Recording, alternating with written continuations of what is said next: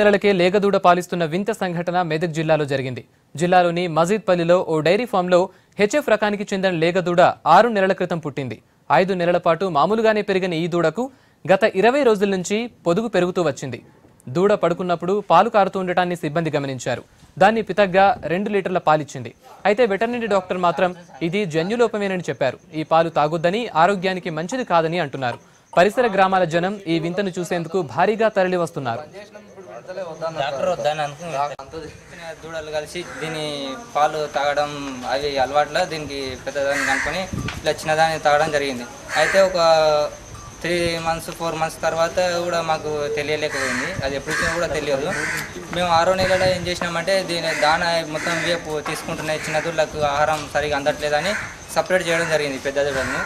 అలా చేయడం ద్వారా మేము ఒక రోజు దీనికి దానా వేస్తుంటే ఇది పడుకున్నది ఏదబ్బా పడుకున్నదని అలా గమనిస్తే పాలు కారడం కనిపించింది.